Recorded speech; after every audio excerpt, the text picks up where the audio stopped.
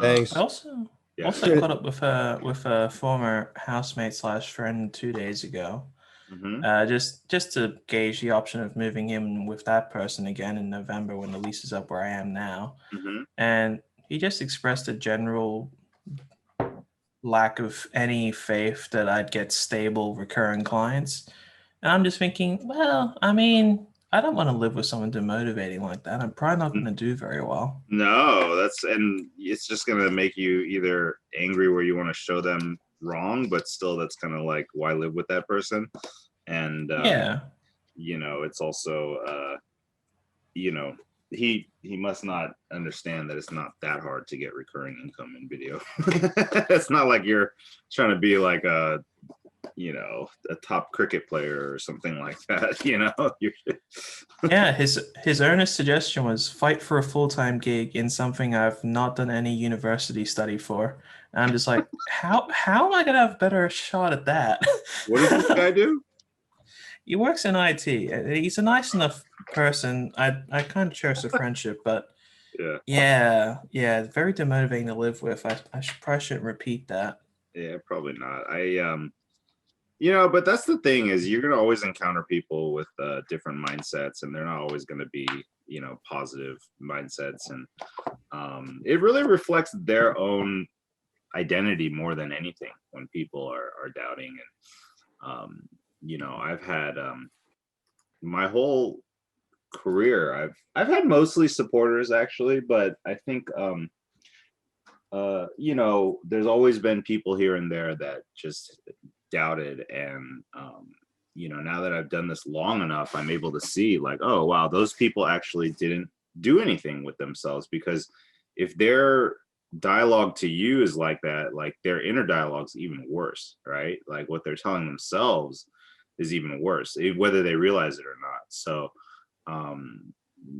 I think I just, I use it as motivation. Like when people have doubted me, I just turn into fuel. I'm like, well, then I'm going to really savor the day when you see that I am successful. But the cool part is, when you get there, you just stop caring about them and then you still win. It's kind of you don't have to be like, I don't know if you know, but when Michael Jordan did his Hall of Fame speech, we're talking Michael Jordan, right? Like one of the richest, most successful, legendary basketball players, athletes in history of the planet. And in his Hall of Fame speech, he takes the time to shit on everybody that passed him up and didn't pick him for high school or college or whatever, like people that are so long gone that that they're so far. And people were like mad at him for doing that. They're like, how could you should be more classy and stuff. And I wouldn't have gone down that route, but I do understand that thing that made him that great was that he wanted to prove those people, like he used everything as fuel, you know what I mean? Like, and I know Kobe used to do that too, where he would just make up reasons to get angry at people and then just like go out and demolish them. But they're a little bit more aggressive. So again, it's different styles. You could still be yourself. But the point is like, Yeah, I'm not motivated by envy enough. yeah, but the point is never ever let somebody else's opinion or negative energy fucking affect the way that you do go about your stuff. Either ignore them or use it as motivation. Oh no, I'm just kind of happy I respected myself enough to just go, yeah, Yeah, all right, I'll just find a different housemate, which is something I'd never do. that's a good way to look at it. I think also you dodged a bullet, because what if you did move in and then he revealed his opinions and then you're stuck for a little bit with him, like that would have been not so fun. Yeah. um Oh well. but yeah, before we dive into the case study, I think you guys made me remember like a long time ago, we're talking about showing up and discipline and stuff. And I remember a long time ago I had this thought that I think I was in my mid-20s, and I was kind of at this inflection point where I had fucked up a lot. You know what I mean? Like I had done a lot of drugs and being lazy and years of like literally years of just doing nothing, like just talking like I'm going to do stuff and actually doing nothing, and just, you know, doing drugs and eating and going to sleep. And, you know, I felt like a loser. And I realized that, you know, I had built all these bad habits. And the reason why I wasn't getting where I wanted to get wasn't because of some big grand thing, like, you know, something holding me back. It was literally because, you know, all my habits were terrible, you know. And I always, at the time, I always thought, oh well, I do it well when I need to do it well, you know what I mean? Or people will say like, you know, they work best under pressure, that kind of stuff. um which there's something to that, but there's also something to having a habit of always having to work under pressure. That's also a mistake, right? Like, people who are really excellent have habits that keep them in a different place, I think.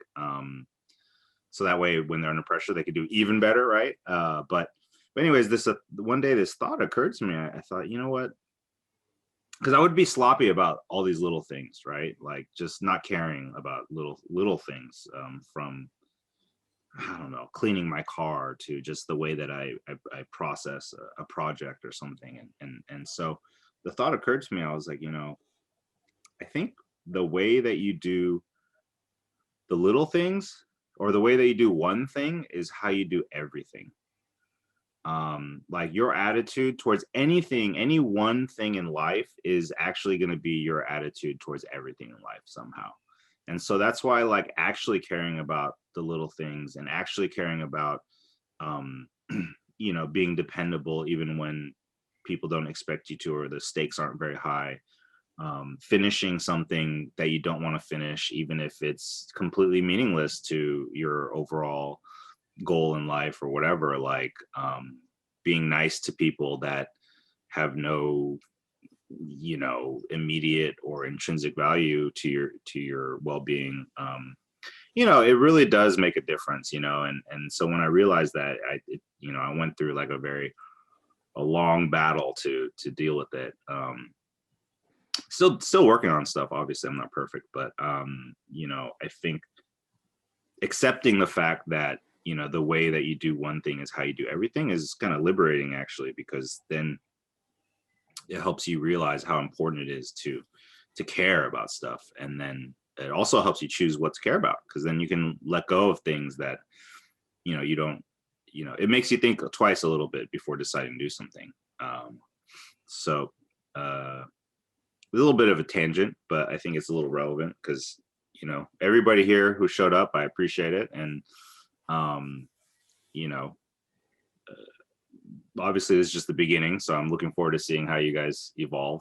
But I commend all of you for being here. So with that being said, let me get into my email. We're going to do a little case study today. We're going to look at this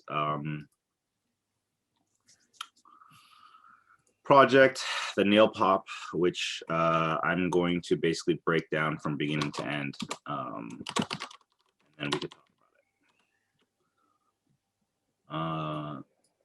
So this was a project that was referred to me from a buddy in Korea, and it's a Korean company. And then they wanted to produce a commercial in the US, and you know, basically they initially approached, which you'll see, with a $100,000 budget. And then I went back and forth a bunch of times, and then they ended up changing it to 50,000, and then we went back and forth a bunch of times. And then eventually we finally got the deal done, and shot it, as some of you saw when I was you know, live streaming a bit of it. And then we also have the rough cuts for it, so I could actually show you guys from beginning to end, which is pretty cool. So let me see. Let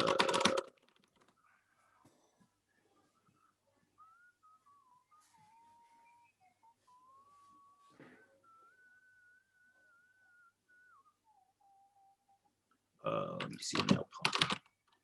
So okay, so basically the whole deal started with a phone call, right? My friend calls me up. He says, "Hey, what are you doing?" I think, wait, when did he actually call? I think it was a while. It was months. They came back actually, which is another thing we could talk about. But okay, wow. So let me just share screen. All right, so this is definitely stuff that I could only share in our challenge group. But so I got my first call in January. So keep in mind, I showed you guys, we did the shoot last month, right? So so in January, I get a forward. Thank you, Google, for translating. You're so awesome. And basically, first I got a call, and my friend Steve, my dear friend, he calls and says, "Hey, what are you doing? Do you want a job?" And I'm like, "Yeah, sure, I'll take a look." And it was a friend of a friend that basically they wanted to make this commercial in the US. And so he called me up. He forwarded me this email that was forwarded to him, which basically was from, I think, the marketing manager over there. And,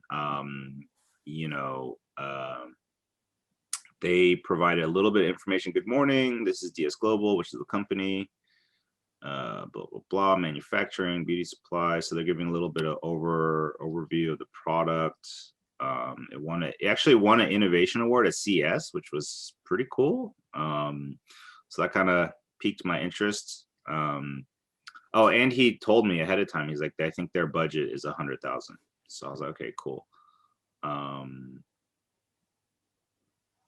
Okay, so we summarize and send our request for video production as follows. So, when you work with like an agency, right, like, or a bigger company like that's experienced in producing commercials, usually they'll make like a brief for you, which is like some sort of overview of like what they're looking for, and some guidelines. But when it's a company like this, a lot of times they won't have it if they're inexperienced. Like, this is their first.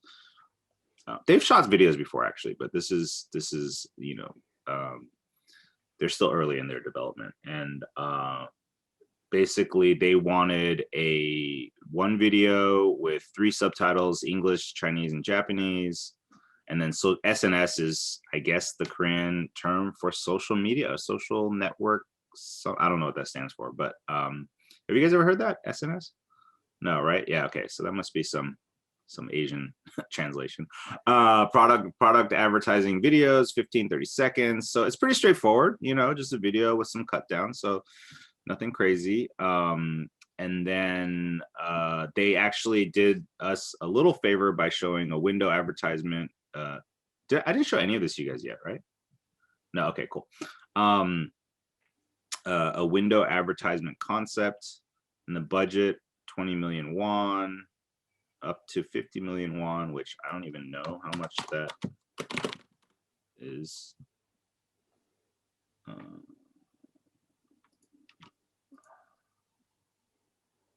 Heck?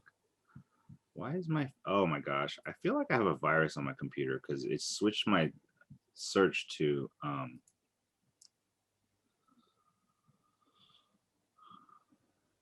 so it's about 50,000. I wonder where the 100. We'll get to that. So initially they said it was 100,000 budget, but later I found out that actually they ended up hiring 2 American companies and giving each 50,000. And so that was a little interesting. They sent a concept video, which is the first thing I saw, which we'll watch this. 창을 한번 바꿔보시죠. 탁트인 개방감. 저 광고 봐라. 요즘 저런 광고 누가 봐? 에이, 답답하다. 답답하시다고요? KC 시청을 하면 답답함이 가라앉고 속이 뻥 뚫릴 거예요. 속 시원하게 세상을 연결하는 장 KC 시청. 어우, 오늘 바닥이 너무 차다. 응? 추운데 애들이 고생이나 하지 뭐. 추워. 여보, 아버님 댁에 창 하나 놔드려야겠어요. 따뜻하게 세상을 연결하는 창. By the way, my Korean's terrible, so I have no idea what's going on right now. I'm just watching it. 너만 나가고도 제대로 되는 일이 하나도 없어. 가! 가 말이야! 가고! 가! 조용하게 세상을 연결하는 창 KCC 창. 시원해. 편하다.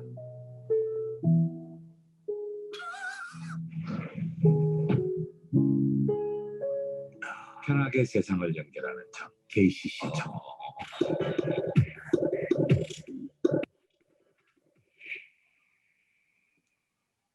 피부가 장난이 아닌데 슬픈인데 자외선 걱정 없이 세상을 연결하는 창 KCC 창. 예. 근데 화장품 광고예요? 창호 광고예요? 몰라. 그냥 빨리빨리 해. 끝내고 집에 가게. 됐어 그냥 대충 해. 잘 끝나고. 준비됐습니다. 올겨울도 스타일리시하게 세상을 연결하는 창 KCC 창. 데이터 무제한. 무제한으로 세상을 연결하는 창 KCC 창. 콜롬비아 원두향. 콜롬비아 원두와 세상을 연결하는 창 KCC 창. 얼큰하게 세상을 연결하는 창 KCC 창. 향은 무슨 소리야? 조직의 세상을 연결하는 창 KCC 창. 짜지 않아? 더 맛있다. 짜지 않게 세상을 연결하는 창 KCC 창. 자, 들어가실게요. 광고가 언제 끝날지 궁금하시죠? 그렇다면 창을 한번 바꿔보시죠. 우수한 단열과 방음 성능으로 세상을 연결하는 연명을 하면 세상하고 대체 몇 번을 연결을 하는 거야? 이제 그만해. 끝.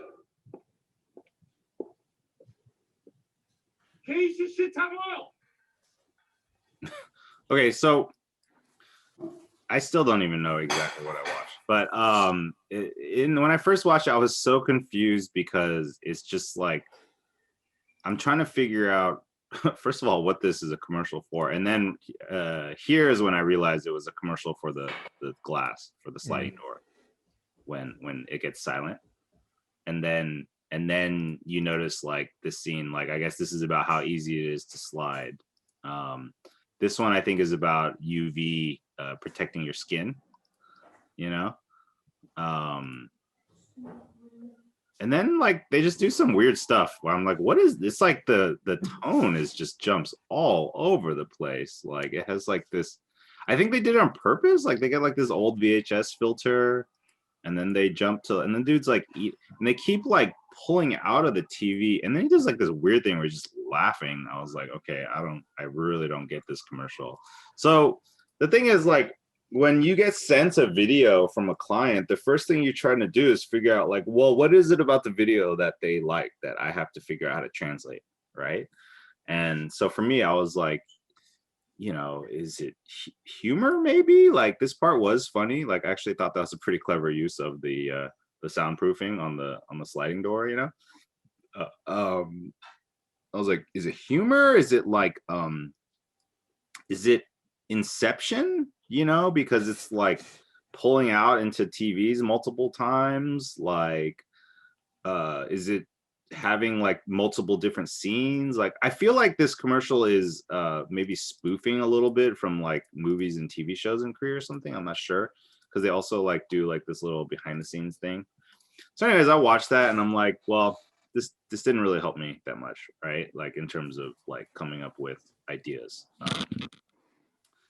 But you know, in the email, there's also all these the videos, which are their product videos, which actually helped me a lot because it actually explains the products. So let me see, I downloaded them. Let me find them for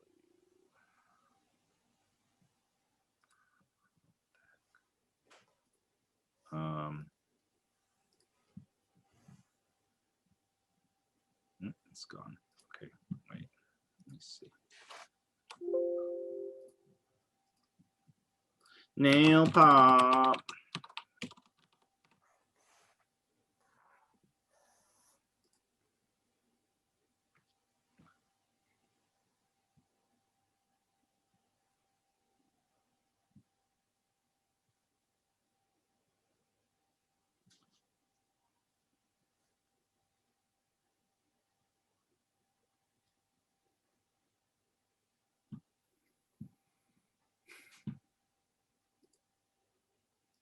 Actually, you can find some of the videos on.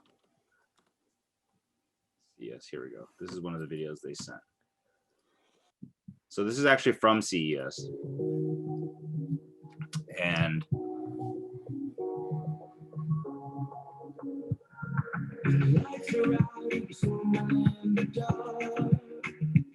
you kept pushing on, but then you went too far. When your ship was sailing and all your dreams are lost, everything is wrong. You feel like it's your fault. Just remember, I will be there for you, baby. Remember, there's nothing out there to get you. Don't forget it. When life first lands, just call on me.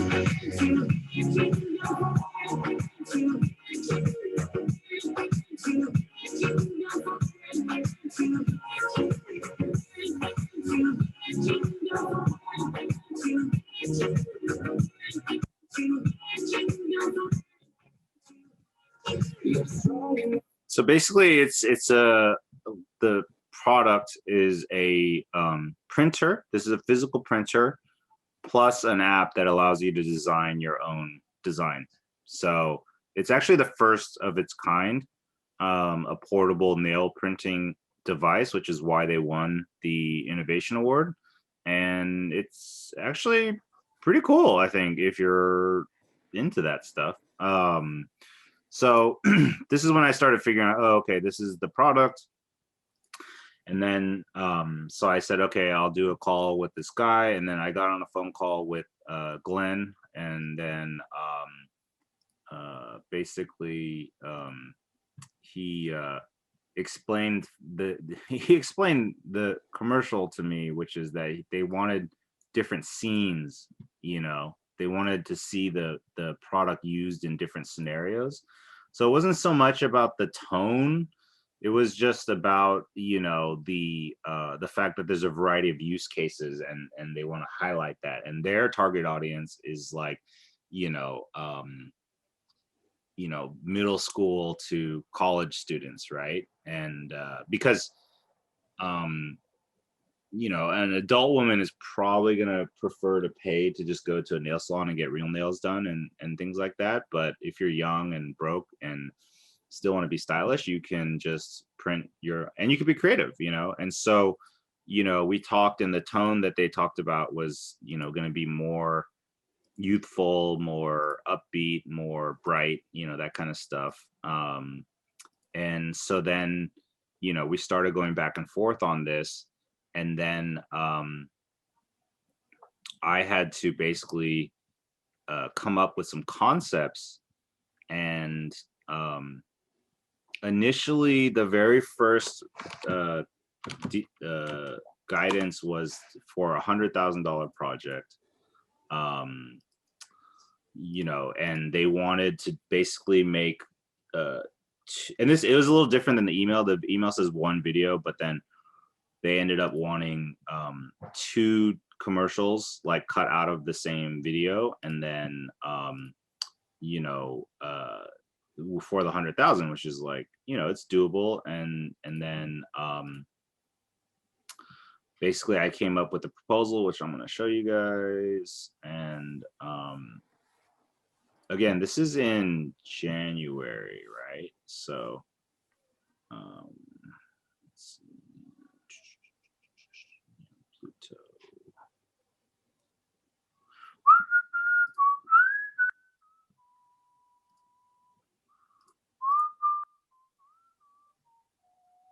So whenever I have to do a project, first thing I do is I start researching the industry, right? And I start trying to figure out what is the, here we go, I found it. So what is the industry? Like who are the customers? Who are the competitors? What does the landscape kind of look like?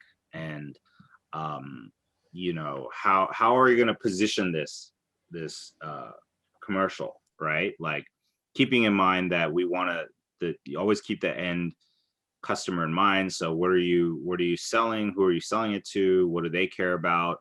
I usually try to understand like what is their culture like? What how do they use social media? What platforms are they using? How do they communicate? What kind of language do they use? You know, just trying to get a real profile, which is there is a customer avatar worksheet in the course that you could take a look at, which, you know, you just kind of outlines the different questions you could ask yourself. So, you know, so I just started literally, I went on like Instagram and I just hashtag, you know, nail art. And I started seeing what was popping up. And then I just Googled like, you know, top nail influencers. What is, I'm angry about this. Top nail influencers, right? And then what happens is just like articles pop up, right? This is literally how I start the research, right? Like I just start looking. I usually try to start with influencers in any particular industry if there are influencers, just because they will kind of show you what's cutting edge, right? And like what's actually happening. And so, you know, they're like, okay, 11 Instagram accounts to follow, you know, I'm looking at it. I go on their profiles, I'm seeing like, well, what type of content are they showing? What I learned about the nail industry is that they really mostly just care about the nails. So like they're not showing a lot of, I noticed like what was a pattern with their Instagram is they're not showing a lot of like, you know, it's, hey, this is my lifestyle. It's like, you know, fitness or whatever, like where you're going to see a lot of like kind of them in it. If you notice, like these feeds are like primarily like literally just showing the nail art. You know what I mean? Because different industries, the fans, the customers, they care about different things. And so after looking at these, I kind of realized, well, they just care about the nails, right? It's like bragging. It's like showing the quality, showing the art, and you know they'll show like where when it's used in an editorial or something like that if they're professionals. But you know, if you notice, it's mostly nails. There's a little bit here, but you could kind of already see the trend, right? And it's like, for instance, like when I used to skate, when we watched skate videos, like you actually just want to see the whole trick, right? Like from a clear angle. Like you don't need like the Hollywood angle and like the rapid editing and stuff like that. You just want to see the whole trick. And so you know, the way that your audience consumes content and prefers the content to be delivered is a really important part. So, you know, just initially doing this research, I realized like, wow, like the nail art is actually gets crazy. Like they can do really cool stuff, you know what I mean? Like they're real artists, you know? And then also people just care about the nails. So clearly this product needs to really show the designs and really show off, you know, what you could do with it, right? So that kind of became a guiding principle. So basically, you know, what I do with these decks, which let me download these and send it to you, but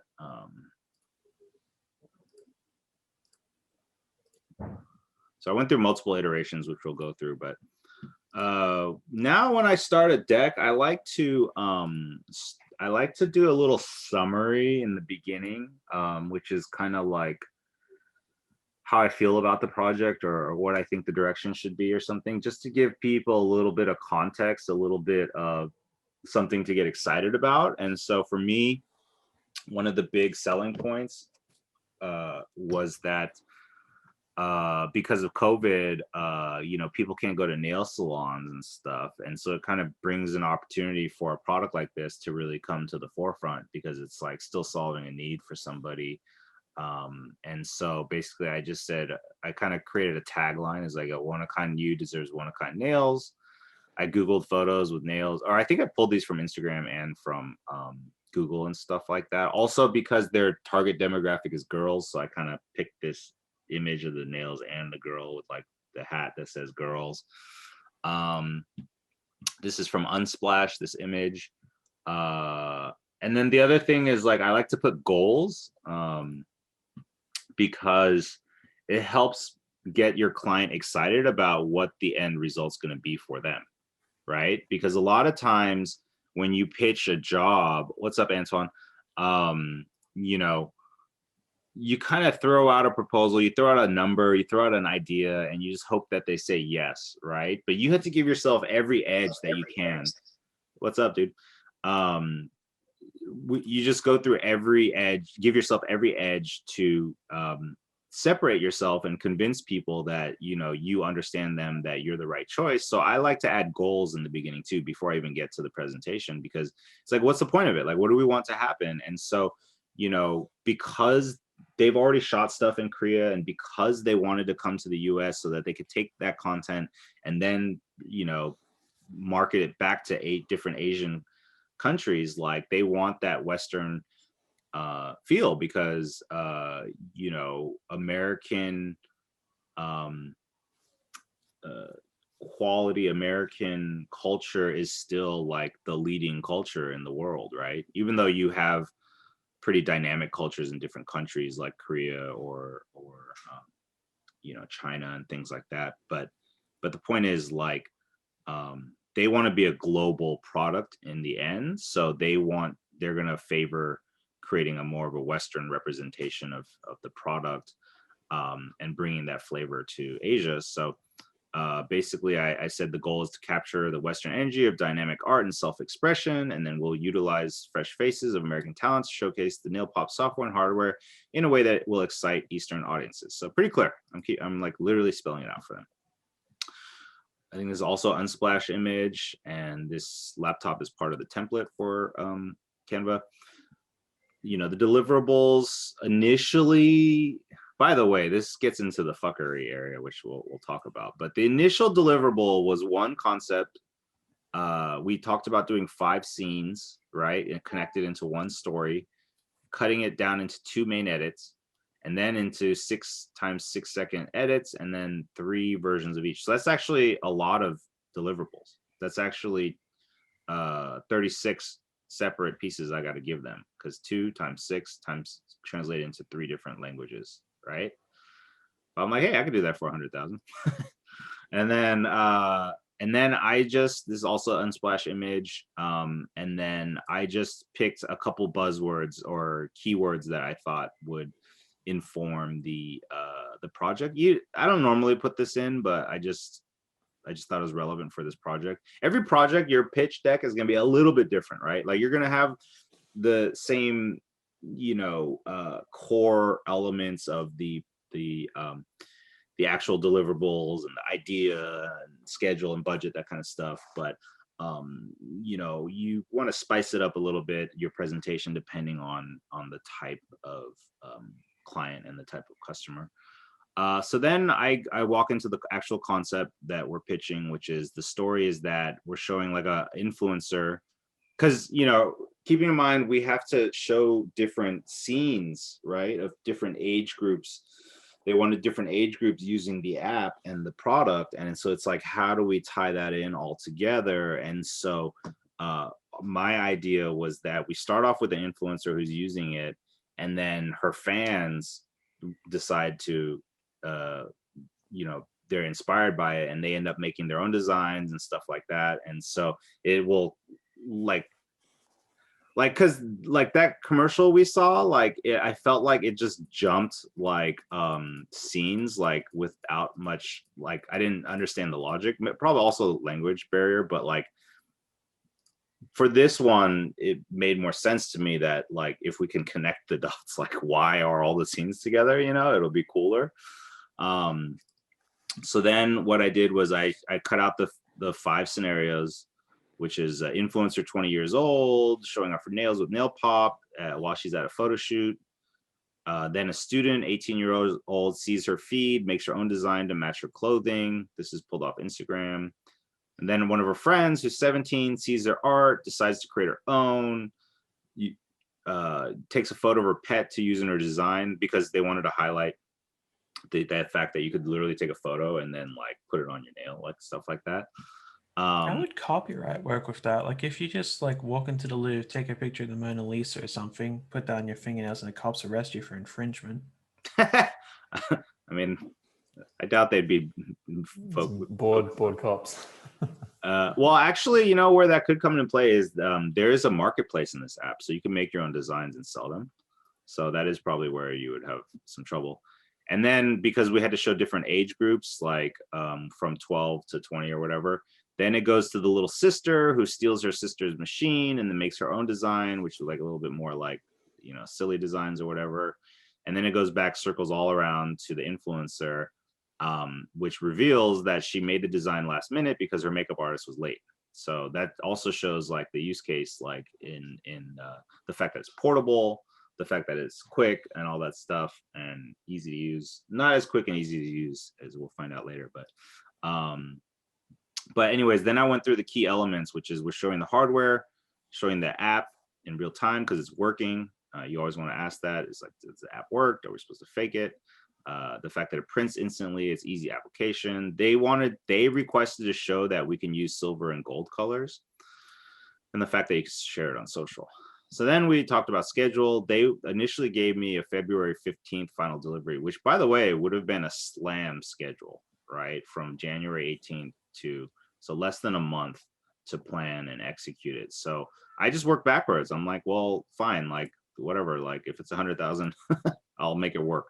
And so then we basically said, okay, for the first week, I broke it into 4 weeks essentially, which first week we're doing the pre-production, the final creative direction, the script, casting, location scouting. Then the next week, we're going to make sure that the casting and locations, all the pre-production is complete. The next week, we're actually going to shoot, we're going to edit the 2 main videos. And then the last week, we'll polish it with color correction and graphics and then cut it down into, cut downs are like referring, like making smaller pieces out of the bigger piece, right? By the way, if you have any questions along the way, go ahead and let me know. And then I did a budget, which I didn't realize this was like that.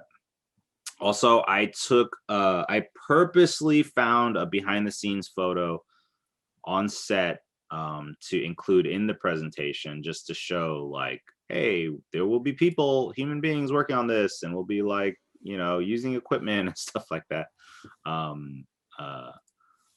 And then I just did a little, I like to do this too a lot of times, is I'll just do a mood board where I'll just slap some images on it just to get people like excited and just to show a little bit of the creative direction. For this one, I really wanted it to be colorful, you know? And then thank you, another Unsplash thing. So, so that's. Can I ask a quick question about the budget? Please do, yeah.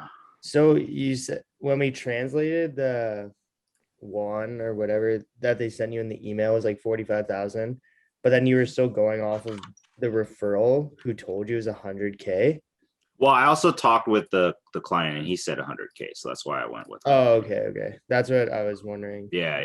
So it is a little confusing, but so basically, and the thing that we got to go over is budgeting while you're concepting, because the thing is that you can't just come up with a concept. You're constantly calculating what is the,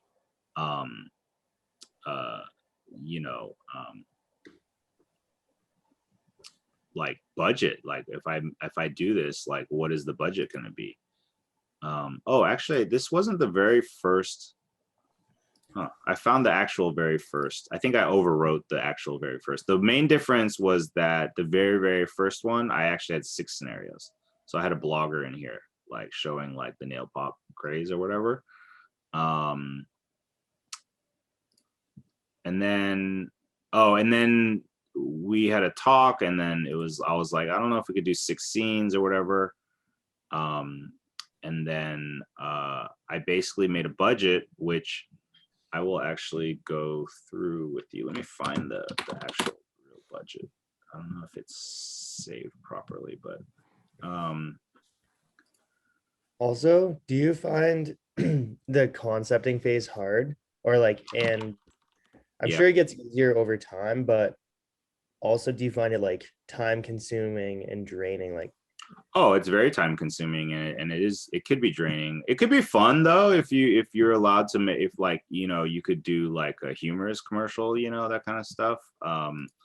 but it definitely can get.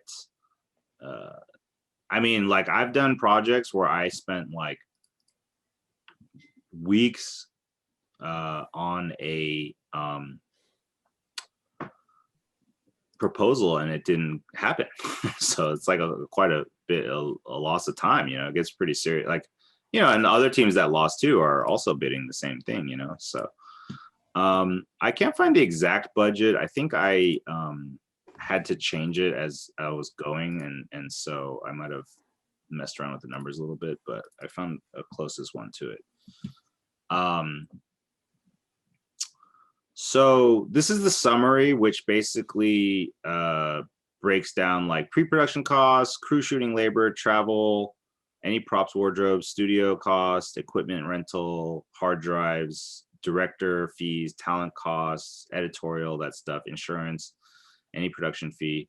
Production fee is like your production company charging a fee for this, right? So, because when I, and also keep in mind that the budget you send the client is actually not the same budget that you're going to end up with. Because ideally what you're doing is you're trying to find ways to save money on these items so you can actually make a profit, right? So in the worst case scenario, I'm going to charge this production fee, which would not be a lot actually for the company for, I mean, well, I guess it's about 10%, right? But you want to, you know, profit between minimum 15 to like 30% is a good number for a commercial, and then up to 50% or whatever. Now this is for like commercial stuff. When you're doing like you know, a corporate video or you're doing a solo video, you should be profiting, you know, even more technically, but it evolves over time. And also sometimes, and when the beginning, when you're building your portfolio, you're not going to if you count the hours, you're not going to profit as much because you're going to put a lot more time into getting like a project done really well and high quality and stuff. But you know, when you're getting into the 6-figure range or tens of thousands of dollars, like you're actually paying other people to work and stuff, that's where you have to really treat it like a business and figure out what your profit margin is. So so actually right off the bat, and I'll actually send this, let me make a copy.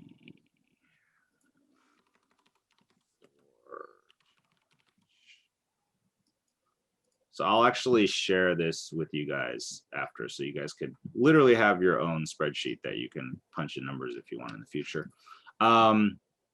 So over here on this page, is this just your own sheet, like for your reference? This isn't something you send to the client, or this is for the client? Sometimes I will. Mm. If you notice in the email, I just sent him the top sheet, the first page, which is the summary, because you actually don't want them. Well, they also don't care mostly, but you don't really want them digging into each item because you kind of want to hide where the money's going to go, you know, a little bit. You can move it around.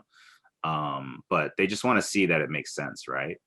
Oh, that's what it was, is I sent him this 100, 556. He's like, it has to be under 100,000 because, by the way, the money that they were getting is from a grant to like the Korean government. So there was like certain restrictions on it. And so, so then that's why we ended up with this, which was 95, 4946. And then the first thing I did, because I was really with this concept, because with so many scenes and all this stuff, like honestly, 100,000 did not feel like a lot of money, because you could easily spend $100,000 on just like shooting at one location, actually, depending on the concept and stuff. So I, first thing I did was I just put a 10% production fee and then a 5% insurance cost, which I'll keep a little bit of that, you know. If you have annual production insurance, then you could charge a fee for that and you could just keep all that. So technically this would add up to 15%, right? So what I'm saying is, like, bottom line, my company has to make 13,456, or I'm sorry, $12,456, right? Bottom line. But that's not what we want. We want more than that. But so then let's go into the categories. So this first page is pre-production. And then you just have like the different job titles from production manager, the DOP, first AC, art director, prop master, wardrobe, makeup, electrician, you know, storyboards, if you need a photographer, if you need catering, you know, like basically like you're trying to figure out, well, in the planning stage, who do I need to actually plan this project, right? So usually the DOP, you're going to want them to see the location at least one day before if there's like a location so they could plan it, right? This project, because it's nails, like I figure an art director we're going to need. There might need an assistant. We might need a prop master. The DOP usually comes with a gaffer to help them plan the lighting situation. And then wardrobe is important. But I didn't really put anything else here because I didn't really want, I don't need most of this other stuff. So the total here is 6,900. And the next page is the actual shooting days. And then you could see that there's actually more positions filled. So we had a production manager, which is me, DOP, or my partner, whoever shows up, art director, first AC art director, assistant, gaffer, key grip, so camera lighting department, makeup artist, wardrobe, mixer, and then a driver potentially if we need a truck to carry stuff around. And then also because of COVID-19, somebody who's a COVID officer who could help, especially in LA, you have to have, well, you're supposed to have a certified COVID compliance officer that basically their job is literally just telling you how to operate, how to move around and how to, you know, keep apart, that kind of stuff. And then, you know, we might have to rent a car. So I just put that in. And then I figured, okay, location fees, like maybe 2 locations up to 4,500 each. And I'm going to go over this after in terms of how we, you know, change the numbers. But and then if we need a permit, and then food, like how many people for how many days and how much per meal that you're spending per person. So like, you know, lunch should be, or yeah, lunch should be like $15 a person at least, dinner 20, or at the most, whatever. So I'm just putting in rough numbers, right? Like, because we haven't actually finally approved the concept, written a script, you know, and really gone through the production with the client, I'm just doing rough numbers, and they're higher than I want them to be because I need to get to this number first of all, right? And then also I just want to protect myself, because also what could happen is if you under budget and then the concepts change and then all of a sudden you need more money and stuff, you could really shoot yourself in the foot, right? Yeah, just an unrelated question. If you've budgeted for a production manager for about $2,000, I saw, and that's just yourself, is that just more profit, but for you personally and not your business? Yeah. So basically, the way that I work with my business partner is, we might split the money on the back end, but you should still get paid for the stuff you do, like the actual labor you do, like on set specifically. Like we don't count like all the planning and meetings and shit that we do on the back end, because that's just part of the job. But if you're hiring somebody for it, you might have to pay them for that, right? But the point is, at least we need to be paid when we're on set. And the reason why is because when you start juggling multiple jobs and you're just, you know, watching each other's back, like maybe one job I'm doing less work in terms of the planning, and I'll just show up on set, or another job I'm doing, you know, whatever, or my partner takes over. So that way we know, like, okay, at least, you know, aside from the profit split, you know, which could be, you know, a little nebulous in terms of how much profit you actually get, like we got to make sure we actually make some sort of rate, right? So if I was directing, I would get a directing rate on top of that, right? If I'm editing, I'm getting an editing rate on top of that. So whatever like actual jobs you do for production, you're going to get paid. So that's a good question. So then we're not renting a studio. We're not going to build anything. So there was no cost for that, but you have this whole page dedicated to renting a studio, hiring, you know, people that are required for the studio, construction, all that stuff, set dressing. If we're going to actually build something out, obviously we don't have a budget for that.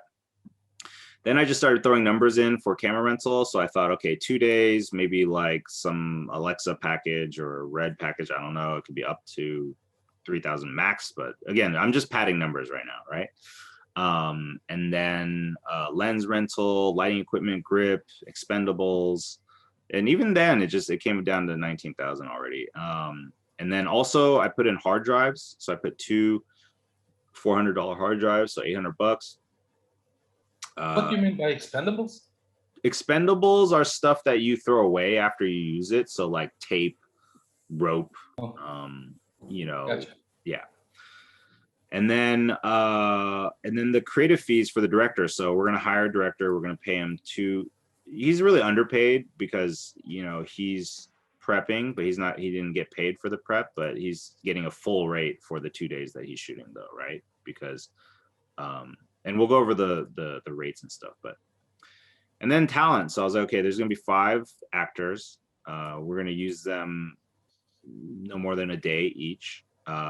There's the rate for shooting, which is I put 800, and then there's the buyout, which is referring to the right to use it in a commercial, right? Those are 2 different things. Now, when you're doing a low budget thing and these people they don't have agents, then you could just charge them like just pay them the $800 and then have them sign a release and they're bought out. But if they have an agency, those agents want to make money, so they want to make money, you know, every time you use them. So usually it's like the buyout is worth a year, and then let's say you want to run it again the next year, you're gonna have to pay the buyout fee again. So they have to like contact them and say, hey, we're gonna run this again. So you know, I just put 1,200. I have a question as to why O/C principal session fee and then buyout is doubled up, and then so is supporting costs. Like, why is it doubled up instead of just you adding the number?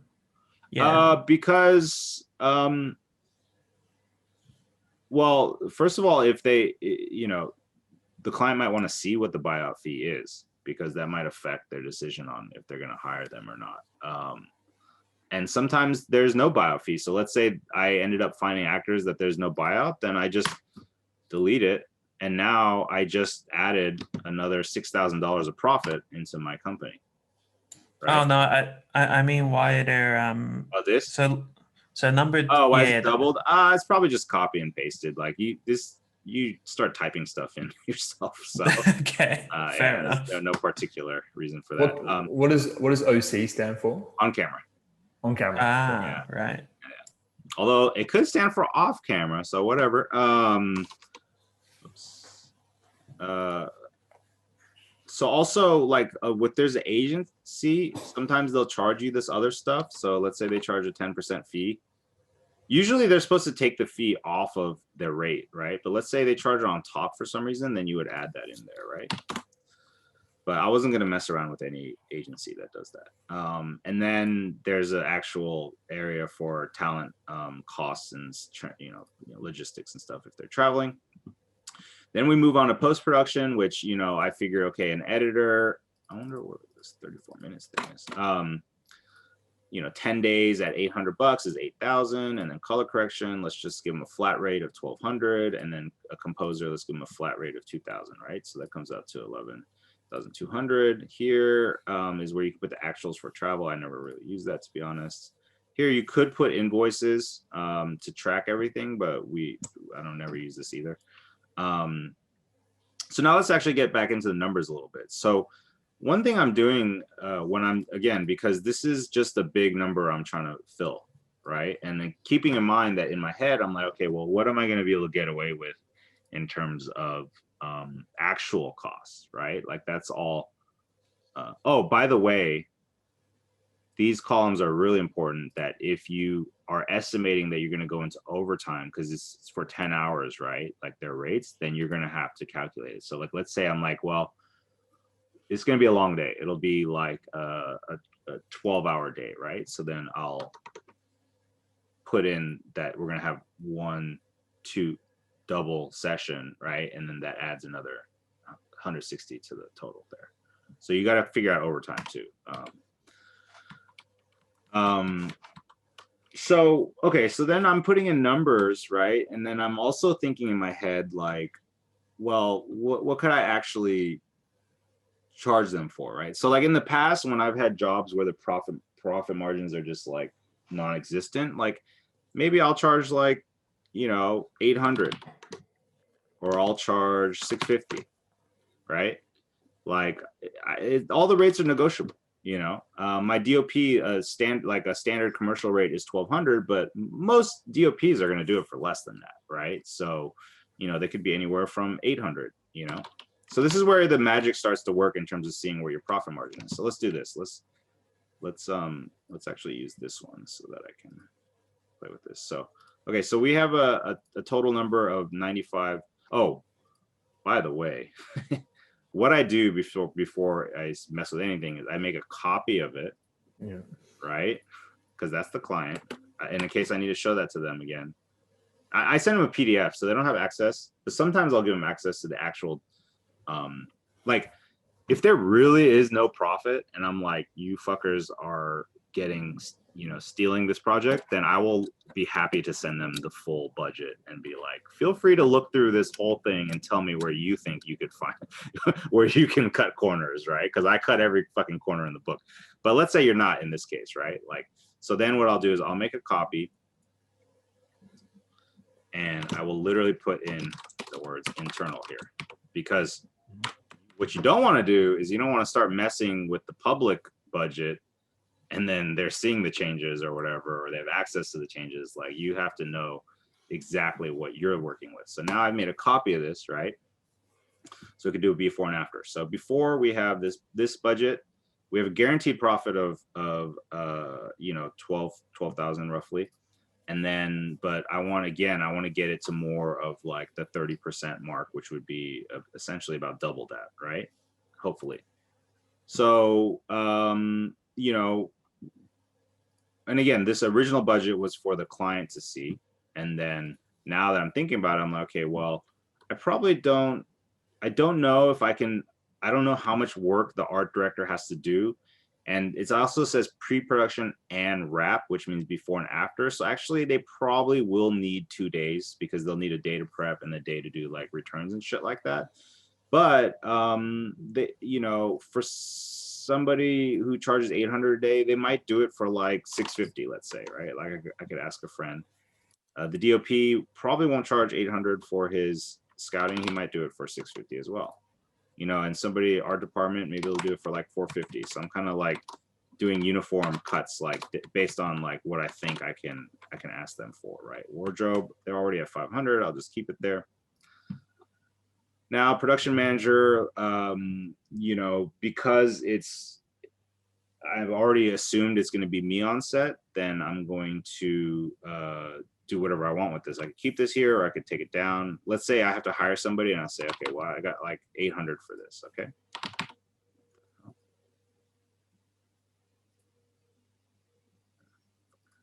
Hello? Oh, sorry. Oh, I cut out for a second, right?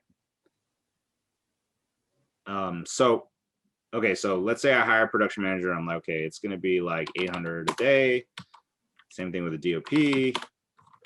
First AC, maybe like 450. By the way, if I'm shooting in San Francisco, the rates are higher. I'm going to have less ability to cut down the rates. If I'm shooting in LA, these rates can go like way down if I wanted to. But let's assume that I'm shooting in San Francisco and I can't do too much. Art director, maybe I'll offer like, well, 800 is pretty standard, but so I'll just keep it there.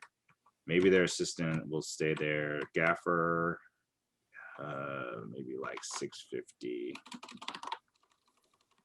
So basically the head of a department's always going to make the most, right? The DOP versus the first AC, or the art director versus the assistant. Gaffer, key grip, 650, let's keep that. Makeup, we could probably get that for less. Like, makeup could be pretty cheap. Wardrobe, we'll just say like 500. Also, I found out I don't need audio, so boom, that whole thing is gone right there. Probably not going to hire a truck driver. I'll probably just get a PA to do it. So I'll add, I'm missing a PA, so I'll just add for like 2 days there at like 350. All right, so I'm just messing around here. Renting a car, I'm still not sure if I'm going to rent a car. I'm definitely not going to need 5 days. So if you notice in the top sheet, there's a wait, where did that 5 come from? Oh, C17. C17. That's weird. Huh. I wonder why this was populated. Okay, I guess I have to manually change it. Okay, location fees, like I don't want to spend 4,500 for a fucking location. So let's cut that down to like 2,500, right? I'm not sure what the permits is something like renting an Airbnb or paying for an actual premises. Correct. Is that typically what you pay? Yeah. Correct. Yeah. Also, the number of people on crew is not 15, right? We got 1, 2, 3, 4, 5, 6, 7, 8, 9, 10, 11. Oh, no, not this person. So 9, 10, 11. So I'll change this to like 12, right? That's dropping it down a little bit. Nothing to change here. Camera rental, like if you own the camera, you could charge a rental fee, but considering this is all internal and stuff, like I know I could get like a package for like half of that. Lens, I'll just, I don't know, I'll just maybe say 800 or something like that. Lighting, you know, we probably don't need, so by the way, when you're starting out and you don't know what you can do, your job is literally calling people and getting quotes on shit all the time. So you're building the budget. Like I could spitball because I've already done it a bunch of times, but in the beginning, it was a longer process because literally every category I'm calling people and saying, hey, Mr. DOP, I got this commercial. Like, would you be interested in doing it? Could you do it for like 800 or 700 or what's your rate? Or, hey, you know, lighting rental house, based on talking with my DOP, we need like this type of lighting. Can you give us a quote? And, oh, that's too much. Can we cut it down? You know, that kind of stuff. So your job is to constantly turn over stones and find out what it is that you're going to be able to actually fully charge, you know. And especially this happens every time you're doing something new, like a new type of commercial that you've never dealt with these expenses before, right? Like there's tons of types of commercials that I've never done that I would have to do this whole process of digging in and getting quotes all over again. Like the first time I did food, I had to call food stylists and being like, well, how the fuck, like what does it take to get food shot? And I'm learning, they're schooling me to all the needs and requirements, like, oh, we need an oven on set. Is there an oven? Like, no, there's no oven. Oh shit, like, can we rent an oven? You know, that's an additional cost, like that kind of stuff, you know. For this project, an additional cost that I did not foresee was that if you notice here, I had a makeup person, but my friend who did it, the director who actually worked with nails once before, was like, you need to get a manicurist, because a manicurist is different than a makeup artist. That you really need somebody that focuses on nails. And at first I was like, well, you just get a makeup artist that knows how to do nails, right? Like, why do I need a manicurist? And then I called some makeup artists, because again, I'm finding out, and they're like, oh yeah, I can't do this. Like, I need you should get a manicurist. I'm like, fuck, okay, I guess a manicurist is going in the budget. But at this point, we're not there yet. And then, so I'll just kind of leave this here where it is for now. The director stays the same. The reason why he's staying the same is because he's not getting paid for any prep. So I don't really want to mess with his rate, like just give him the full rate for the days that he's there. A lot of times too, when you're doing budgeting, it's about relationship management too, right? Because, you know, if I, every single person I talk to, I have to think about what is my relationship with them, what am I asking of them, and what can I ask for, right? Like, what can I get away with? You know, sometimes if the job is really tight, then I'll just tell them like, hey, the budget's tight, can you do this? And you know, it's a negotiation. Sometimes if it's like there's some room in the budget, then I personally have developed on my own that style where if I can pay, I like to just pay people's rates, because what I've learned is if you pay them their full rate first, the first time you work with them, then you can get a lot more favors in the future, because in their mind, they're like, oh, this is a person that paid me what I wanted, right? So I know that they will again in the future, or they're good for it. But if you call and you've never worked with them, and you do that too, you still have to, I mean, it happens. But if you call and you're like, hey, you know, I need a favor, or can you cut down your rate or whatever? And yeah, they'll probably do it. But then the second time you do it, maybe they might be a little less happy about it. And the third time you do it, they're going to be like, hey, I'm busy, you know? So I kind of like to I try to pay people, you know, what they want, as long as it's reasonable, the first go around. I found that just works better in terms of building relationships. But also, yeah, sorry. No, go ahead. Just quickly, when you get to the stage, or I guess this is the idea of what a producer does. You're trying to find all the right resources and people for the roles. You sort of, at this point, I'm guessing you'd want to have a pretty clear idea of what the production is going to look like, and what's involved prior to speaking to certain people. Like someone who's in props or something I'm guessing they'd ask you what's involved in the production, and yes, you can run them through what that is. Exactly. So that's a good point. So when you call everybody, they're going to want to know what the hell the project is, right? So you're going to tell them the concept. You're going to tell them what's required, how much shooting is involved, where it's going to be shot, if you know, or at least what type of environment, what type of resources they're going to have or not have. Just give them the best picture that you can, so that way they can make their own informed decisions. So that is true. That is very important. So thanks for bringing that up. I also have a quick question. I'm just a bit lost on the time schedule, let's say, because sorry, because when you're doing this, you still haven't been hired, right? But you send the color proposal. Is that it? What's happening here? You do this before being hired? I sent the proposal, and I'm doing this budget with the proposal before I send the proposal, because I have to know if my proposal even makes sense. Because then, like, if I start punching numbers in, right? Like, okay, like let's say for location, I say, oh, I'm only going to spend, where is it? I'm only going to spend $2,500 on the location. But then my idea is like shooting at like Carnegie Hall. It's like, guess what? That's not going to fit the budget, right? So now I got to change my idea. I got to think, okay, well, can I research a location that feels like Carnegie Hall, but has like lemonade stand prices, right?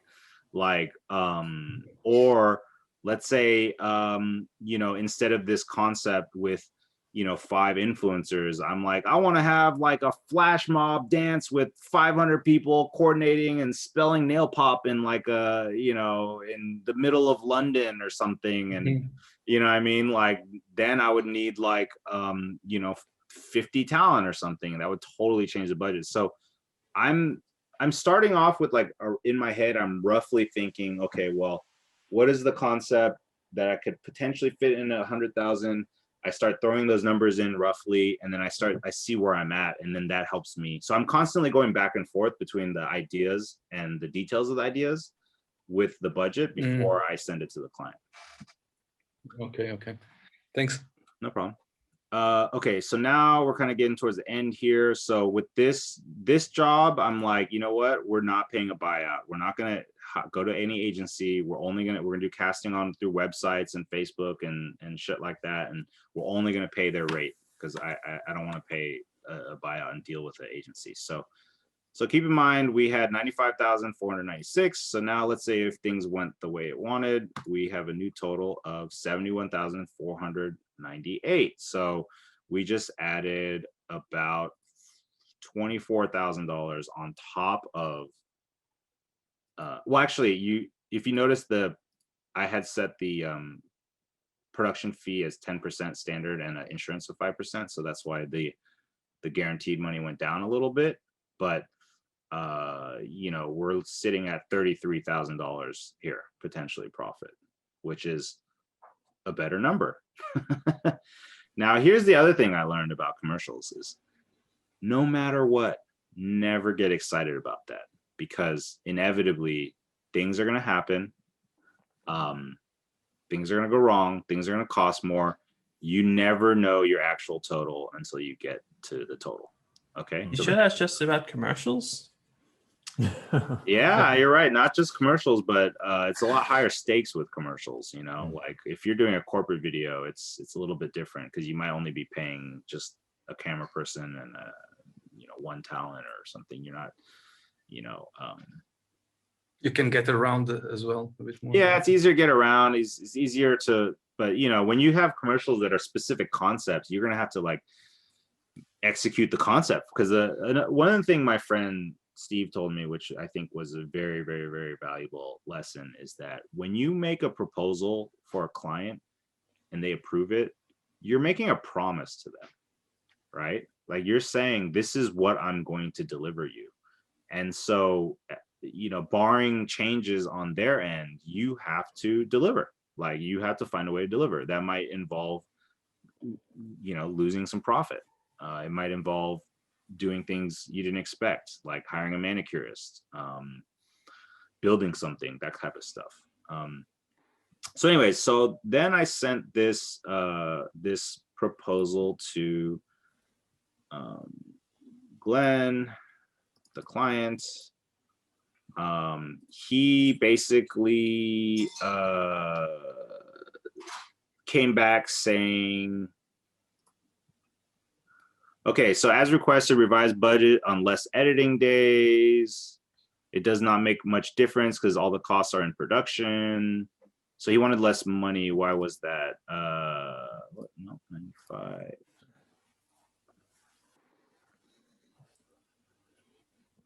Huh. Wonder. Oh, I guess maybe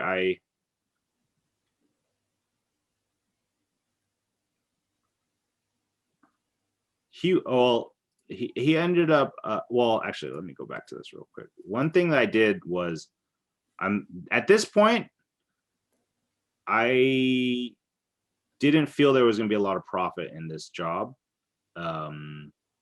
so I ended up sending him the full budgets. I'm like, just fucking take a look. Like you can see I'm charging 10%, right?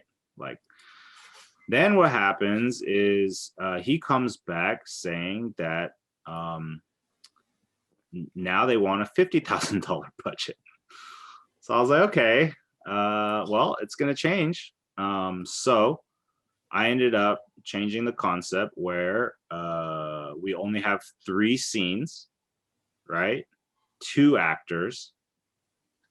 And that's basically what I cut to get it down. I mean, I cut it in half almost, right? Like the deliverable, like what happens in the commercial. Still a similar concept. And then the budget was down under 50. Let me see if I have that budget here. Sorry, is there a contract that you also sent out attached to this, or is the budget and proposal itself? No. We have not even agreed on a. So this is still the pitching phase in a way. Oh yeah. This is getting them to approve it. So, okay, so now I made a new budget for under 50,000. What am I cutting here? Okay, so now I'm the DOP. There's no art director on set. Notice how everybody's rates have been cut from the get-go, right? Like it's just like, all right, well, I guess we're all getting paid less. My rate is less. Oh, and it's a 1-day shoot. That's the main thing I told him. I was like, there's no way you can shoot for 2 days on a $50,000 budget. We're just gonna have to get it done on 1 day because you're essentially doubling the cost, right? So if you want to cut the cost in half, you gotta cut the production. So most of the positions are pretty similar, except I added some PAs, things like that. Definitely not renting a car because we decided we're going to shoot in San Francisco. I think the car was there before because I wasn't sure if we were going to shoot in LA, which would require a little bit more resources. I'm like, okay, we're only getting 1 location now, so we're just going to charge $3,500. We're going to pick a place. Now that we're not shooting in LA, I don't need a permit. I got less people, so less food. The camera rental, we're just going to use the camera we have. So, it's just going to be a nominal fee. We're going to have a smaller lighting kit. The director, I actually ended up giving him more days of prep because he's going to do more work. And then 2 actors, give him a better rate, no buyout. Editor, less days of editing, lower rate. instead of hiring a composer, I had this at 2000 before. I'm just going to use like Artlist, you know, which by the way, these are little perks you can get because sometimes a production will pay for like your entire year of your Artlist account, or like, you know, I've had bigger commercials where I charge them for insurance and then that actually pays for my whole year of insurance, right? So there's different ways that you can still find benefits, but oh, and then here's the other part that I missed the first pass around, which is that in California, there's a new law for independent contractors where they got to get paid. You have to pay, even if they're independent contractors, you have to pay them as employees now, which means that they're literally eating up another 15 to 20% of cost on top of whatever you're paying them for salary, which is like really insane for a small operator like me. But thank you, Uber. That's literally because of Uber, because Uber was taking advantage of their drivers, and you know, they tried to pass this law to protect them, but they wrote it really quickly and made it blanket, and they affected like so many other people that didn't want to be affected. Anyway, so that's how we got to this number, right? So then on top of that, so you have the concept, you have the new concept, and then you have the new budget, right? So then they end up accepting it. I end up sending them a invoice for the deposit. There's a contract that they sent me that I looked over. We have different dates, obviously, because of we shifted. So again, the total was 49,922. You know, but here's the part where it gets real fuckery.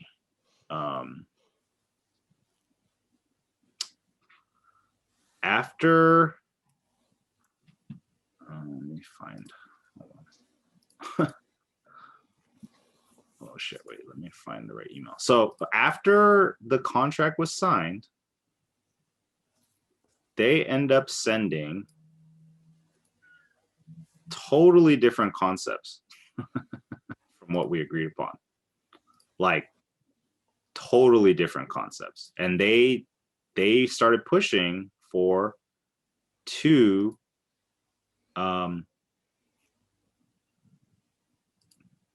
commercials, two totally different commercials. I was like, initially the deal was that we make one commercial and we cut it into two different spots, but they're just like alternate versions, right? But then they ended up sending two totally different commercials. Like it was just like, what is going on here? This is why I hate dealing with Koreans. They do that type of shit all the time. So let me share. So they ended up sending me, I couldn't find the other one, but they sent me this. Oh yeah, they did send me. So one of them is Girls Night Out. They wanted sexy. I don't know what happened from fucking 12-year-olds to sexy, but somebody in their department was like, we need to, crossing a line. Yeah, we need to sex it up. No more youngsters. So they sent me this, and it was literally like, okay, scene 1, a girl dressed like this. Scene 2, colorful. Scene 3, hot. Spanish girl dressed in hot. You could tell that they're from Asia when they're calling, you know, Latinx girls Spanish. But anyways, and then somebody dressed cute, and then they had 4 girls. I was like, we fucking signed a contract based on a proposal that had 2 girls. How are we going from one concept with 2 girls in 3 scenes into 6 scenes, 4 girls in 1 commercial, right? And then they even had a fucking another one which they called Charlie's Angels or some shit. Wait, what is That's just too good. yeah. Wait, I gotta find what the fuck happened with this band. Nope. There's a couple Did you have a deposit paid by this point? Yes. Hmm. Which might have been their way of doing that, which is like, hey, you got your money, you're stuck with us now.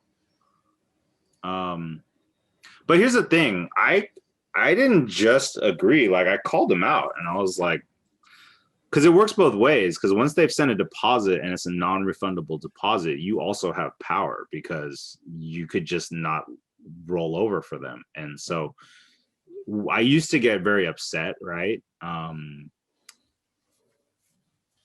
mean, I was upset too when I was like, this is total fuckery. But I used to get like furious, and then I realized that it's still a negotiation. Like it's not done. Like you just go back to them and you're like, we can't do this. Well, let's do this instead. You know what I mean? So you're constantly going back and thinking, well, within the budget and the parameters, what could I do? So, oh, I'm sorry. This sexy thing was actually the third iteration. The second iteration was they said they wanted 2 commercials and then they wanted it outdoors instead of indoors, right? So it went from 1 commercial indoor, different multiple locations indoor, to 2 commercials outdoor, both of them. And the reason why was the other production company that they hired were doing 2 concepts indoors. So they wanted to go out. And so at first I was like, fuck you. And then I did the budget and I was like, whoa, it's so much cheaper to shoot outdoors because we don't have to rent lighting, less crew, and like actually I'll make more money even doing 2 different concepts. So I was like, oh, you know what, we can make this work, we can figure this out. So, you know, this is why it's going back and forth in terms of figuring out internally what you can do. And so I was like, okay, fine, let me do that. And so let me come up with some concepts. And so I came up with one idea where basically, well, I also said I'll do like 3 girls. Oh, so we came up with 2 concepts. Let me find the right. Who did your storyboarding? I did it. Nice. Yeah, thanks. I'm not a good artist, but could have fooled me. Thank you. Actually, I'm learning to draw now. I'm actually like taking it more seriously. So the first concept was a couple. They're out on a date, and throughout the day, like the girl brings the printer with her and she's like changing her nails and her outfits like based on the different scenes that she's going in. So like first we see the logo on a blue screen, then we scroll down to reveal the painted ladies in San Francisco, which is like a famous like I don't know if you know Full House, the old TV show, but they have like all these colorful houses. Anyways, girl walks out, she's got a printer, we get a close up, we see the nails. Then her boyfriend's waiting. He's like Mr. Cool with his Mustang. My director was like, could we get a Mustang? I'm like, yeah, sure, let's get a fucking Mustang. And then her hand goes on the door. You see the nails. Again, remember how, if we go back, I said, when I looked at the Instagram, I noticed it's all about the nails. So now like I'm applying that into these storyboards, right? Like I'm saying, I need to highlight the nails. We put the printer on the lap to show that it's portable. They drive off. And then they go down Lombard Street in San Francisco, which is like this windy street that's like photogenic. It's this street here where it's like flowers on the sides and stuff like that.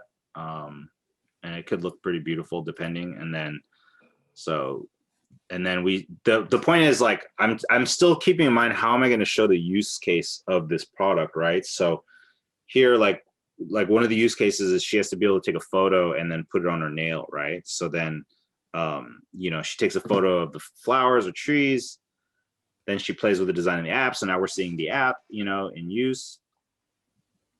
Let me see, was that 3, 4? Then they go to this area where there's a Ferris wheel, printing the design, putting it on the nails, showing the application. Then they go, we see the old design and the new design, all right? Then we go to the beach, takes a Polaroid of her, she's showing off her new outfit. And then she's like a little intimate moment, and we see the close up of the nails. And then there's an area in San Francisco, it's like the LED forest, which these are locations that, again, I'm actually talking with my director, and we're like brainstorming together ideas, right? Like, okay, I'm giving the new parameters. I'm saying, hey, we got to do outdoors now. What could we do? So we're like literally sitting in the office, like, okay, what are the locations? We're making a list, and we're trying to figure out what works for the story. So there's this area in San Francisco that has these LED trees. So we're like, oh, that's colorful. Let's go for colorful stuff. So close up the trees, like, terrible renditions, but whatever. End of the day, they're going home, hand on the printer, and then I want to show like the memories of the day, right? Like Polaroids and things like that. So that was concept one. Concept two, which is also outdoors again, Friends Day, which is basically a younger friend group. And the concept is that they're going around San Francisco having like a fun day, right? So these girls, there's Cupid's Bow in San Francisco.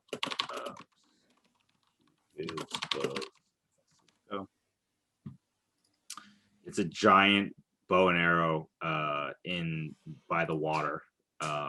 It's pretty fucking massive, right? It's a cool location. So, okay, we'll do Cupid's Bow. The friends are posing. We see the close up of the nails. And then she picks up the printer, and then we cut to the scene in Union Square where there's like this heart. Take your photo of the heart. The friends are looking together. She's playing with the apps. We're showing the UI. The printer is sitting on the ledge with the heart in the background. It's just so you guys know what it looks like.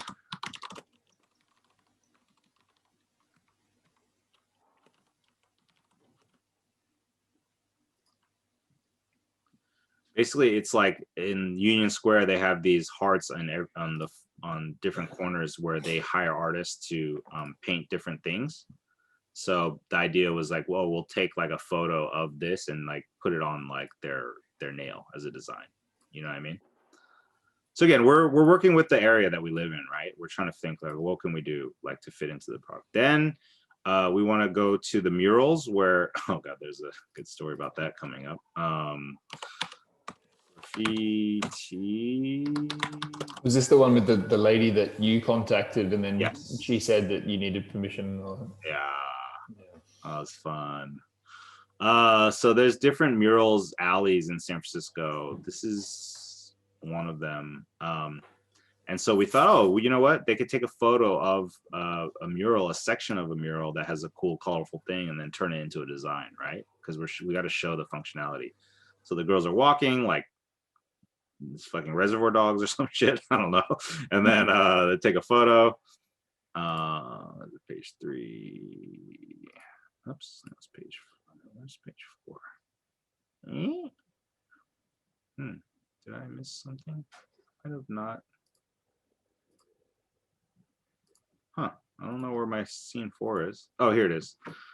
So then we see the hand on the mural, like she's touching it, and then they're taking a photo with it.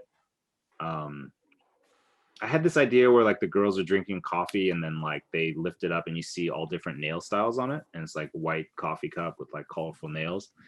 Then they show their design, and then at the end of the day they go to the park, and then they're like playing music and shit like that, and then kind of similar ending with the Polaroids and things like that. So that's what I submitted.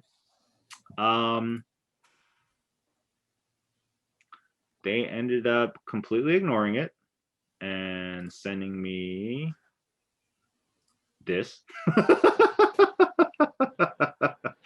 So you can imagine in my mind, I'm just going like, what in the F is going on here? Like, this is, but I'm also just keeping it cool because first of all, you know, it does never pays to lose your cool with a client.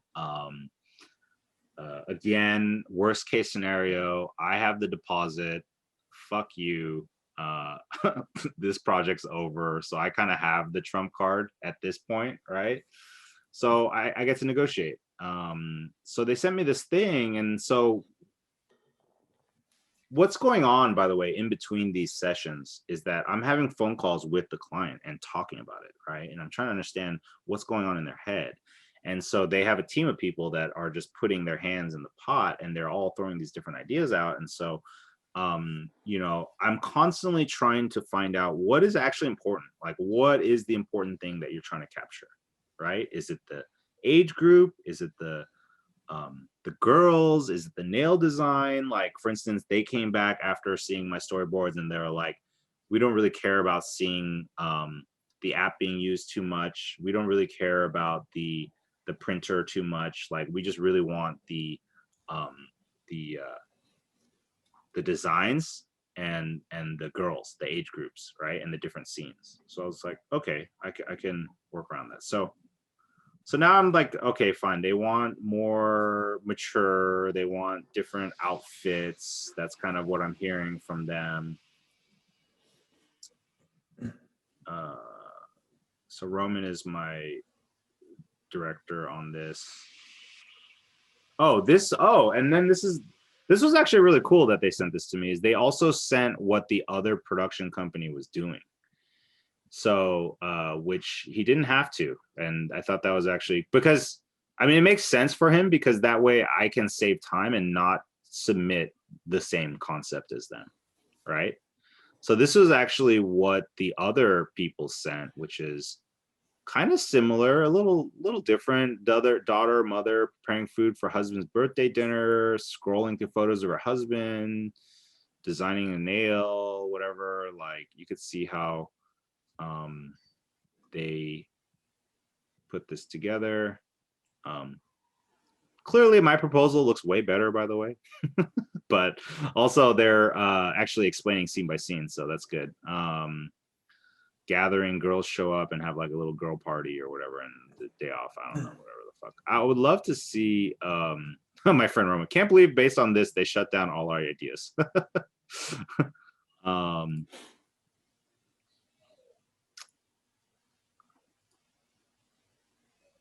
Oh, and then he sent me this, because we're just going back and forth now. We're just trying to come up with ideas, right? And then he sent me this, because he had an idea where you see like photos appear. The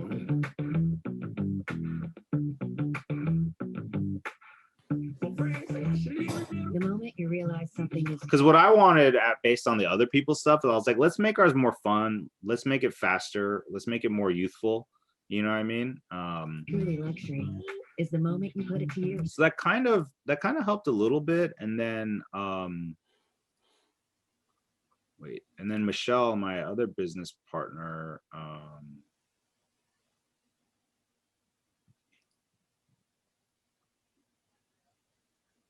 okay, so Michelle actually fucking saved the day, because I was starting to get tapped out with ideas, and she is really good at research. And so she just started pulling different commercials that might work, right? So she sent me this one, which I liked a lot. I can't help it, sun up and see them watch it. It's outrageous, satisfied with damn shit.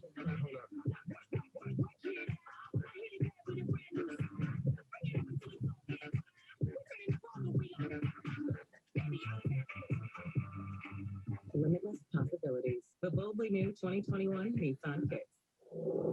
So obviously this is a way bigger budget than what we would do, but what I'm pulling out of this is the before and after feel, right? And it's like a colorful before and after, like especially when you see the car changing colors here, boom, boom, boom. I'm like, oh, that's kind of a concept that could apply for nails, right? It's like one outfit to the next outfit, right? And then here they even have like this night and day thing. Boom. I was like, oh, that's kind of cool. I like that. So I took that. Another concept she came up with is, what are you wearing tonight? Is like these girls are FaceTiming each other and stuff like that. This is another spot that she sent.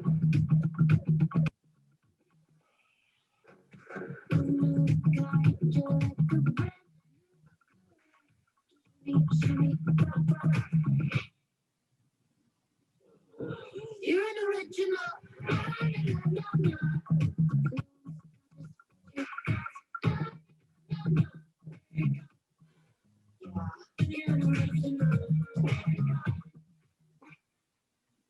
So what I like about this one is I like the primary, I like the strong color palettes, right? Like we're going from pink to black to beige, green, right? Like it's clearly like art directed very well, you know? And so I was like, okay, that's interesting. Then she also sent, by the way, this website is great for getting research for just seeing what's out there in different industries, iSpot TV. So let's say if you want to do, you know, fucking car commercial, right? Like they're just gonna, they're gonna pop up with like a bunch of ads that, you know, in the different keywords, and you could just start literally watching them to see inspiration, you know? Let me see. Okay, so this is another one she sent. Oh, it's the same one. Oh, it's alternate versions of the same. So here, this is different because see how they have the shoes here? Like this could be nail designs, right? Like graphically, it could be interesting. And also there's graphics now here. The other one didn't have graphics, so it's a little bit different. And then, oh shit, is this not, it's not gonna show. Oh, you fucker. Okay, and this is another one I liked. We create high-performance, cruelty-free, 100% vegan formulas designed to empower you. And we love that you love our products, like our award-winning liquid lash extensions mascara. Created with flake-free tubing technology, our mascara creates show-stopping lashes that our community can't get enough of. Seriously, we sold one every 5 seconds. Plus, with our bigger than beauty mission, for every product you purchase, we donate to help a woman thrive. So far, you've helped us donate over $100 million in products and funds. Join our movement today at thriveCosmetics.com. So what I like about this one, because I'm starting to think also like, well, maybe we do need to shoot indoors, right? Maybe we should do something that is like achievable, where we don't have to build stuff, but we could just rent like an Airbnb or something like that. And or I was thinking studio space, because like, oh, like this one I could pull off, like I could have different girls come into a studio, right? Or use a house for multiple locations, which is what we ended up doing. And what I did was I took these concepts and I turned them into a new proposal for completely new. This is the final proposal that I submitted that ended up, I just told the client, I'm like, look, we've been back and forth. I got an idea what you want, like, choose one, because we're starting to really get to the deadline now too, right? So we really don't have time to just completely reinvent the wheel every time. So I made a totally new proposal. You know, I took the spots I liked and then I recontextualized them for the client to see. So basically concept one is called The Girl in the Window. Showing concept is show 3 girls in the space doing their nails, blah, blah, focus on their personality design. So I sent them the video so they could take a look at it. Concept 2 was what are you wearing, which is basically this one, right, as a mood.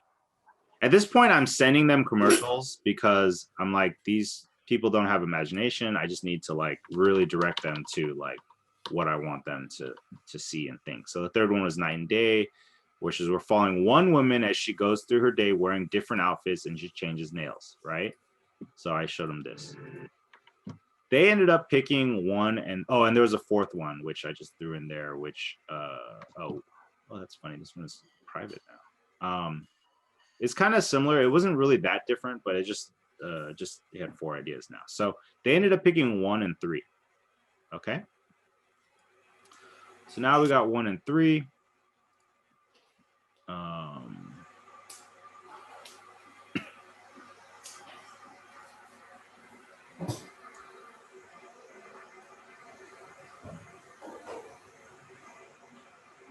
Is this helpful, by the way, for me to go through this? Yeah, really. Very much. Okay, cool. Oh shit, this is gonna be hilarious when you see it. Okay, so concept 3 is sorry, I'm just laughing because So my buddy Roman does these amazing previs videos where he will shoot like a rough version of the commercial by himself. That's dedication. That's impressive. Oh yeah, he's amazing. He's really, I honestly couldn't do it without him. It would have been so much more stressful if I had to be director. Anyways, so he came up with the different scenes, which is first the girl, because again, concept 3 is following one person throughout a date, right? So what I negotiated with them is I said, look, I'm going to do one commercial with 3 actors. I'm going to do one commercial with 1 actor. That's all we could afford is 4 actors total.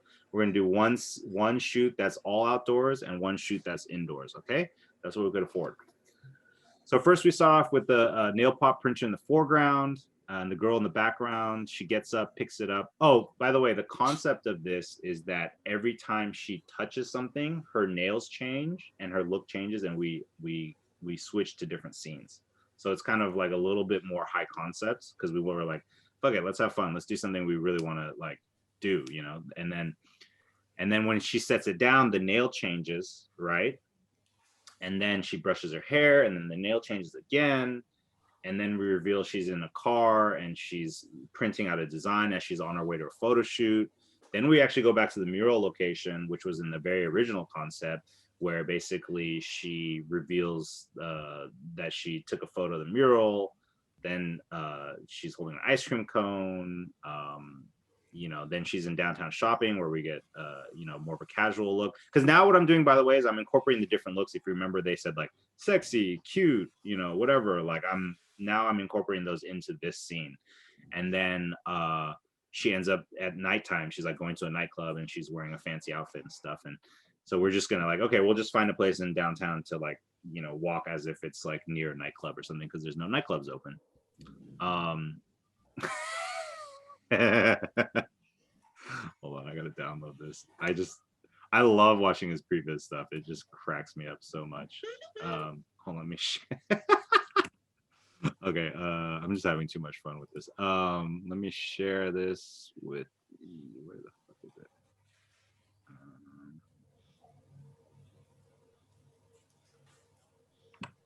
Oh, I guess I could just share screen, sorry. Okay, so keeping in mind in the script, this is his previs. This is just for us to figure out like, okay, how are we gonna work it? Like, because the problem is the hand has to be in the same place when you're transitioning because we're doing match cuts, right?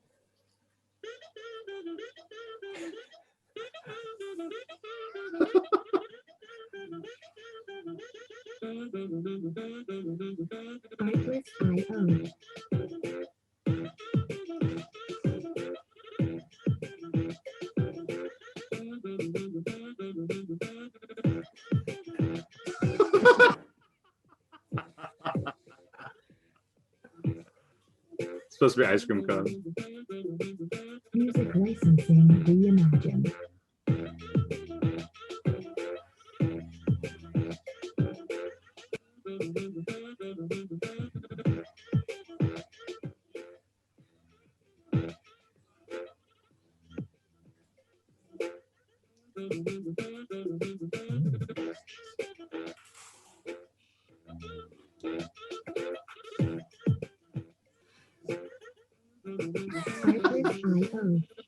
So we ended up doing a little less looks, but you'll see. Actually, I'll just go to the rough cut so you could actually see what we're before and after. But Henry, does your nightmare in life as a producer involve just accidentally sending these test scenes? I sent it to the client. I sent it to the client. Okay. Yeah, I do worry about how they're going to react because I had a client once that they're super inexperienced and never shot a video, right? And so we sent them a previs, and I thought the previs was awesome. And then they got angry. She was like, "This is not a $10,000 production." I was like, "This isn't the commercial. This is literally a previs. Like, what are you talking about?" And then I just had to have a talk. I'm like, it's like if I sent you like the frame of a Mustang, and I was like, "This is what's gonna be is like the building blocks." And then when I made that analogy, she was like, "Oh, okay." And then, but yeah, it is a little bit tricky sometimes when you're you know, sending them something like that. But let me get, I just want to show you now what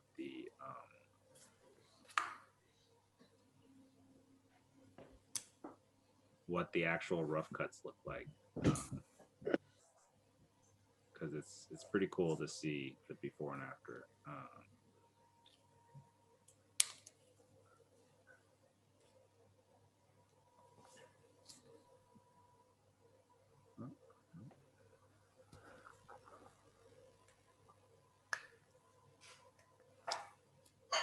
Okay, so here is how concept 3 came out for rough for now.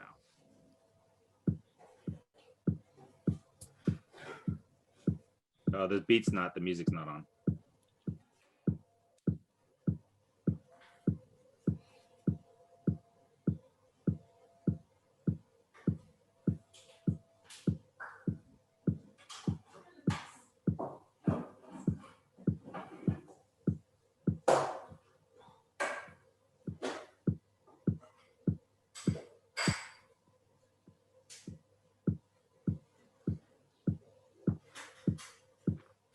So that's just the temp for the be able to edit on beat for the composer.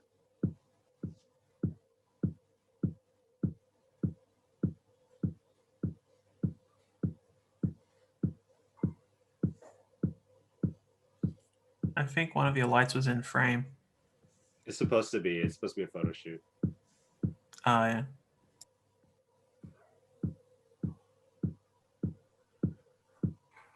So now we're shopping. We're seeing the app.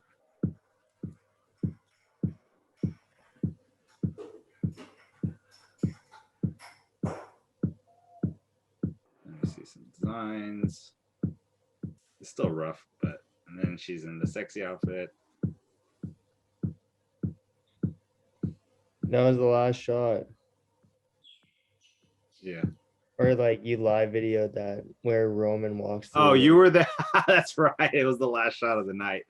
And actually, the funny thing is, we shot.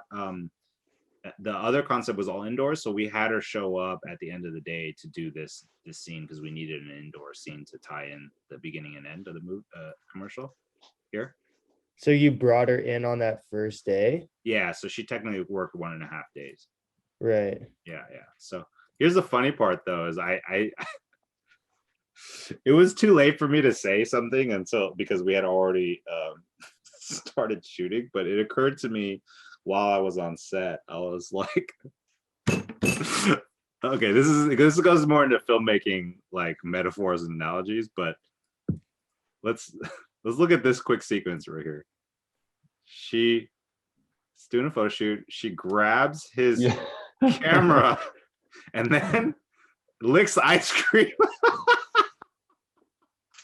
I was like, I went into her totally done, and it was too late for any changes. I was like, did it ever occur to you that it's a little phallic that like it's also him like that's him taking the photos?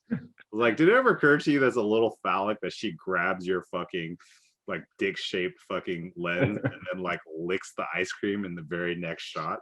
And it was like, oh, I didn't think about that. Maybe it was subconscious or whatever.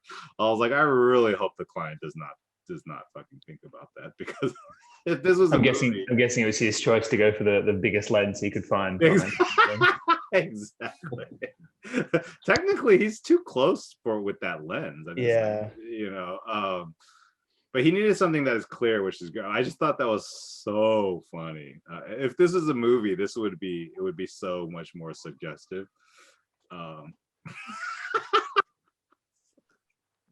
Anyways, so that shit cracks me up.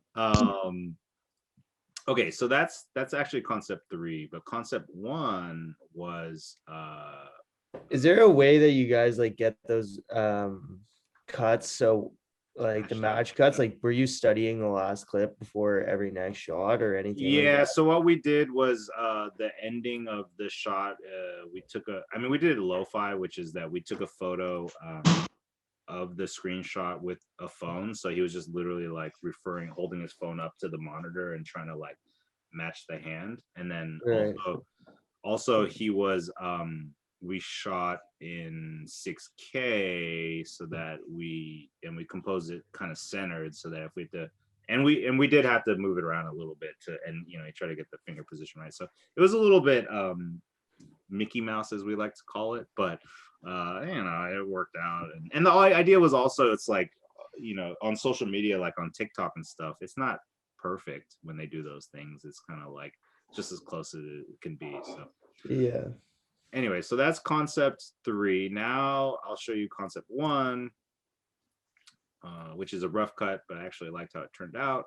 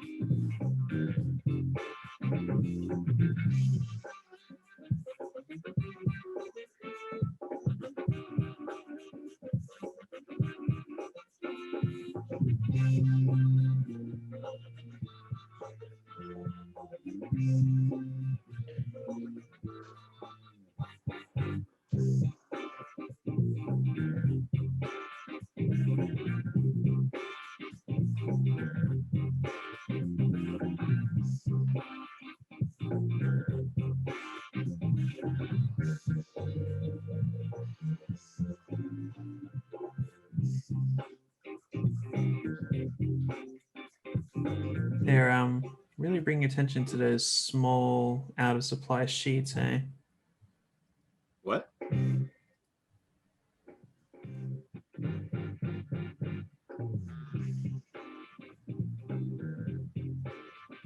It's a little bit long because it's rough.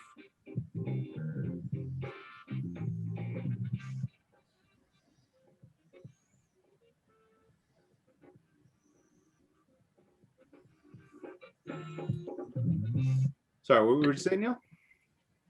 They're just, I feel like I only noticed because I was watching your live streams on the day, but they're really bringing attention to the fact that whenever it prints out, it's just a